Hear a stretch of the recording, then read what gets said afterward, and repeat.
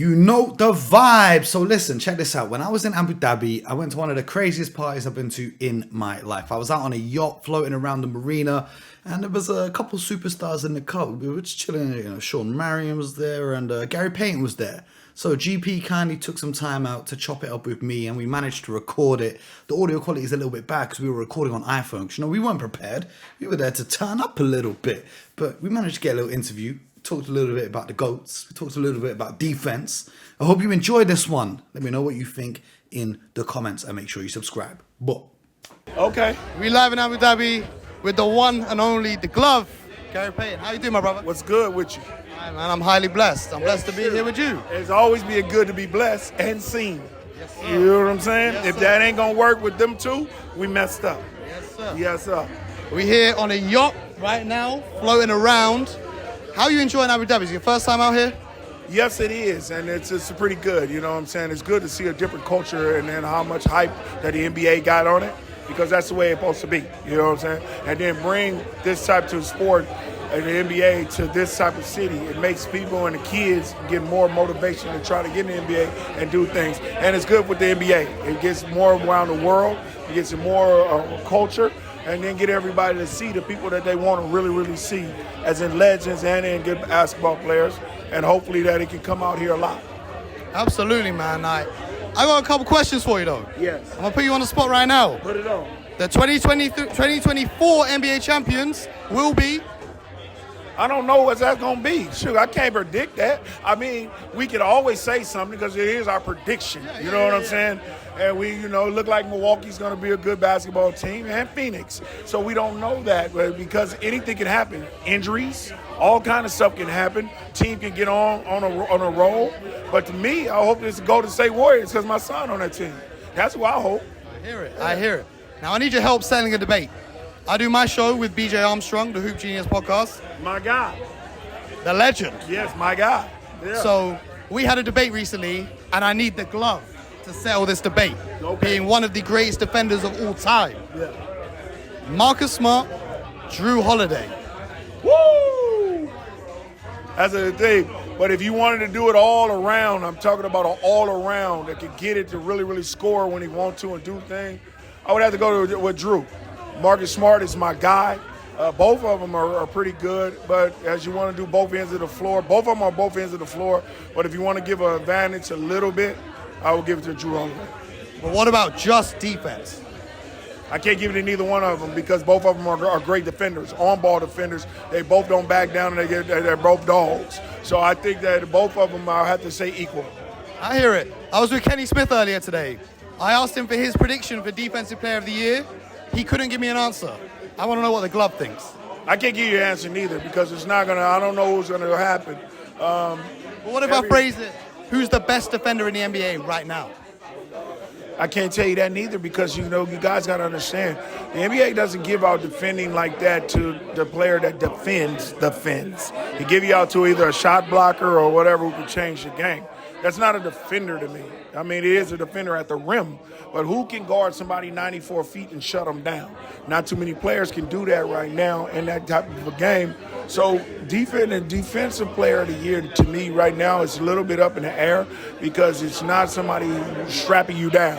If a guy averages 26 and then you only make him have 13, that's strapping me down. He's strapping a person down. And that's what I consider a defender. So I can't really give people that type of situation. No, man, I hear what you're saying. But when you look at the NBA right now, if we took prime GP and put him in the league right now, I'd be a motherfucking beast. Sorry about my language. I'll be a beast. Talk that talk. A beast. I would handle everybody, everyone on both ends of the floor. I would defend them up, and I would score at any time that I want to, because that's just the way it would go. And especially if they play my rules with hand checking and everything, I'll control everybody. I hear it. I hear it. Like, I play with you on NBA 2K, right? Yeah. And you absolutely, when people are guarded by your player, ask him. I play online with him. He knows they ain't getting past the halfway line. Yeah. Right? Yeah. So when you're on 2K, on my team, you can play 3-on-3 online. So I'll play as Gary Payton, for example, and you have two players with you. If you were making your ultimate big three and you could pick any two players from the history of the NBA to play alongside you in a game of 3-on-3, who would that be? Oh, man, that's big. It's tough. As in centers, it would be hard for me to pick either out of Will Chamberlain and Kareem. You know, so that'll be a big thing. But I think I would go with Will Chamberlain to go there. And then as a shooter and a scorer, or somebody who can really, really get it, you know, and people might think that, you know, he's slow or whatever, but I guarantee you he'll give you buckets. It's just Larry Bird. I would go with Larry Bird. So us three, as doing that and being a hell of a player, people will always talk about they want to go with smalls and do all of that. I would guard whoever the best other player on the other team, and then them two dudes with Larry Bird making jump shots and doing the things he do, and Will Chamberlain dominating in the inside. I'd take that any day. And Larry Bird's a dog as well. Like dog. Tell you wherever he's going to shoot the ball and he'll score it and do whatever he wants to. Yeah, I would go with them too. Let it be known. Now, if you had to give me your all-time starting five, the greatest five-man lineup that you could ever create, who are the five players you'd roll with? That'd be hard. That's hard, man, because you know what I'm saying? At the point guard, I would either have to go with Magic or John Stockton. You know what I'm saying? But, you know, everybody would probably consider Magic at the one. At the two, I would put Kobe at the two. And then at the three, I'll put Jordan. You know what I'm saying? At a power forward, I'll probably put either Karl Malone or Sean Kemp, but I'll probably go with Karl Malone. Either people would say Tim Duncan, but, you know, I think Karl Malone was a beast. And the center would be hard. Like I said, it's Kareem or Will Chamberlain. And I think I would go with Will again. You know what I'm saying? Because Kareem is right there. So that would be probably my starting five. I hear it, man. That's a great team. Notably, no LeBron in the team.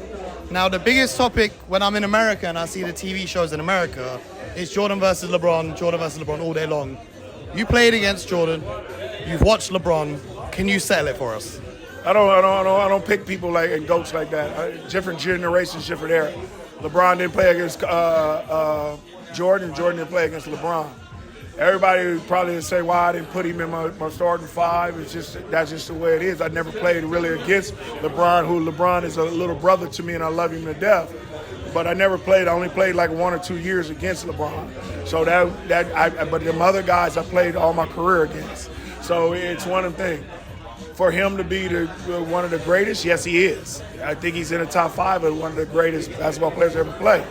But I don't judge who's number one in the GOAT. We all GOATs. I respect it. We all GOATs. I respect it highly. Everybody is a GOAT. And I think whoever get into consideration and talks and get in the Hall of Fame and get in the top 75 players at all, they're all GOATs. So we don't know. That's all our opinion. Yeah. And it's opinion.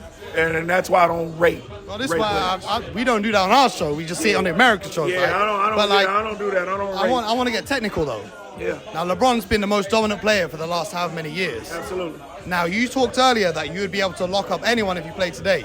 From watching LeBron's game, what's on the scouting report for you? What would you do to lock him up? Well, I would try to deny him from getting the basketball. I would try to make him uncomfortable everywhere he goes. You know what I'm saying? For him being bigger, what he'll try to do is post me up, and I'll try to hold him up.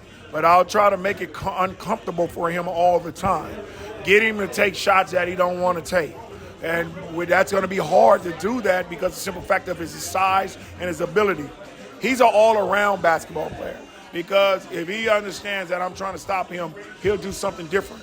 He'll try to get everybody else involved. He'll penetrate. He'll do that. He'll get rebounds. He'll do all of that type of situation. But if I can get him to do that and then neutralize him on the offensive line to make his production go down, then I'll be fine. Nobody in this world can be stopped. I don't give what it is. Any great basketball player can't be stopped. All you can do is try to contain him and try to make him be not productive as he was all the time. Ah, man, I hear it. Now, for any of our young fans who watch this, I want 3 tips of keys to becoming the best defender they could possibly be. What should they be working on? That's hard because the simple fact is you got to understand if you have great hands and feet. That's about the best thing that you can do at a defender. You can't tell somebody they're going to be good at a defender because you're lying. Because if you say go out there and do this and that, and they don't have it, that's not going to happen. Mentality is a big part too. Mentality is if I want to score all the time and I don't want to take the consequences of locking somebody up and then say forget it, I'm gonna sacrifice my game so that we can win and not lock the best player up, then it won't work in your ability. And then you have to understand to see if you can do that, because most people can't be defenders. Not enough people are dogs anymore. Absolutely. I've got one more question for you. When are we gonna see Gary Payton joining BJ Armstrong and myself on the Hoop Genius podcast? Whenever you want to, it's all on you. You get in touch with me, you do what you got to do, I'm with you. Every day. All right, we're going to hit you up, my brother. Yes, sir. Appreciate you. Enjoy the rest of Abu Dhabi, and we'll catch up soon. Thank you. You take it easy. You have a good one, too. Appreciate it, bro. All right. So that's that. That's the glove. Let me know in the comments if you want to see the glove, Gary Payton on the Hoop Genius podcast. Make sure you lock in with the Hoop Genius podcast every day, Monday till Friday. Subscribe on Apple, Spotify, YouTube, wherever you get your podcasts from. Appreciate you guys checking this one out. Make sure you subscribe and get buckets.